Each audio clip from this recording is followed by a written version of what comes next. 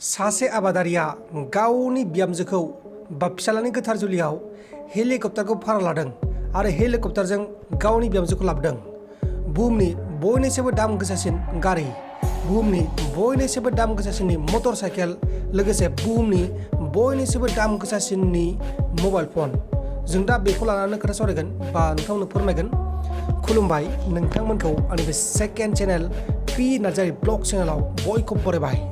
आसा खालामो नोंथांमोना गासिबो मोजाङै दं होननानै आंबो मोजाङै दं। अब्ला जेबो गोबाव खालामालासिनो दिनै बे टपिकखौ जागायजेनसै। गिबियावनो जोंनि आखायाव दङ मोनसे दाम गोसानि बा बेसेन गोसानि गोथार जुलि। बे जुलियाव सासे आबादारिया गावनि फिसालानि बिहामजोखौ लाबोनो थाखाय हेलिकप्टार लादों। अदेबानि हेलिकप्टारखौ दान्दिसे समनि थाखाय भारा लादों। बे जाथाया जादों मध्य प्रदेश रायजोनि बान्दवान गामियाव। बे आबादारिनि मुङा जाबाय रामेश टाडाक आरो बिनि फिसालानि मुङा जाबाय याशवन्त टाडाक।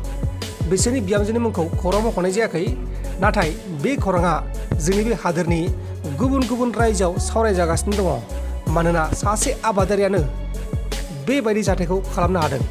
नोंथांमोना माखासे सावगारिखौ नायबानो जाबाय।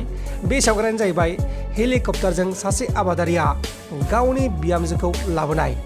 बे आबादारिया गोदोनिफ्राय बुंखाबाय थायोमोन जाहैबाय, आङो गोबां खरसा खालामगोन आंनि फिसालानि हाबायाव, आंनि बिहामजोखौ आं हेलिकप्टारजों लाबोगोन बायदि बायदि रावजों बे आबादारिया रायजोफोरनि सिगाङाव बुंना लाखाबाय थायोमोन।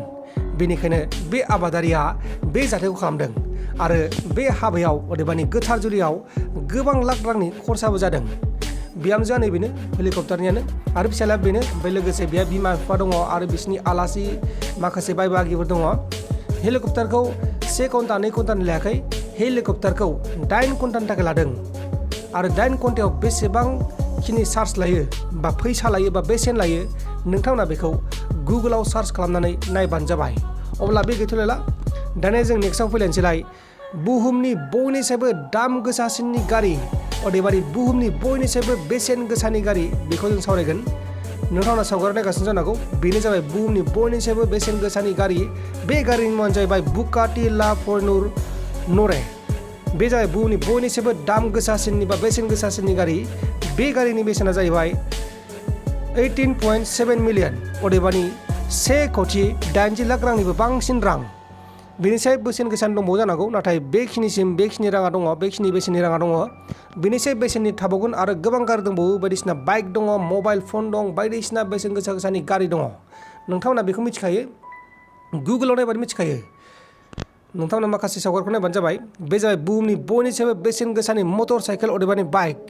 बे मटर साइकेल कम्पानिया जाहैबाय हार्ले डेभिडसननि, नाथाय बे एफाग्राब दाम गोसानि नङा। जेरै मा दङ, BMS दङ, हार्ले डेभिडसन दङ, अनेक कम्पानि दङ, नाथाय गोबां कम्पानि दङ, मोनसेल' बेसेन गोसानि नङा। बे गुबुन गुबुन बाइक दङ। नोंथांमोना माखासे सावगारिखौ नायबानो जाबाय। बे बाइकनि बेसेना 1 कौटिनिबो बांसिन, अदेबानि 90 लाख रां, 1 कौटिनि बांसिन आरोना।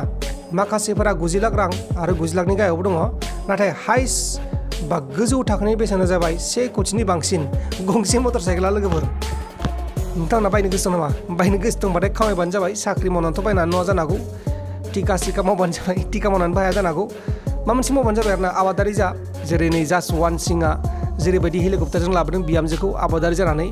आबादारियाबो गोबां रां खामायनो हायो। जेरै माबायदि, दा जोङो आबाद खालामबाय, हमना ला जों आंगुर, आपेल बायदिसिनानि आबाद मावबाय। बेखौ जोङो जोंनि बे हादोराव फानालासिनो डाइरेक्ट दुबाइ बा अस्ट्रेलिया बा UK फोराव साप्लाइ खालामनो हानांगौ। अब्ला बांसिन फैसा मोनो, मानोना बेसेना बांसिन मोनो। नाथाय बेबायदि जोंनियाव गायनानै जोंनाव फानबाथाय खम बेसेन मोनो। सासे आबादारियाबो गोबां फैसा खामायनो हायो। जेरै जुखाम गायनानैबो गोबां खामायनो हायो। माइनि साय जुखाम गायबाथाय बांसिन फैसा खामायनो हायो। दा जियानो जादोला, जों दा बुहुमनि बयनिख्रुइबो बेसेन गोसानि मबाइलफोरखौ नायगोन बा मबाइल फन बा जानबुंखौ नायगोन। नोंथांना माखासे सावगारि नुगासिनो जानो हागौ। बेफोरनो जाबाय बुहुमनि बयनिख्रुइबो बेसेन गोसानि मबाइल बा मबाइल फन। बेनि बेसेना 1 कौटि, 2 कौटि, 50 lakh, 60 lakh, 1.3 million, 2.5 million, 3.2 million बायदि बायदि मबाइल फन दङ। बे आइफनबो दङ, एन्ड्रइडबो दङ, सेमसांबो दङ, बायदिसिना मस्ट एक्सपेनसिभ मबाइल फनफोर दङ। अब्ला नोंथांमोना मिथिबाय जानांगौ, आं बेसेनखौ बारा बुंनो थांला। नोंथांमोना माखासेखौ नुगासिनो जानांगौ स्क्रिनाव। बेबायदि मबाइलखौ नायबाथाय जोंना लुगैयो आरोना। अब्ला जियानो जादोला नै दाउआबो गेसेरगासिनो दङ।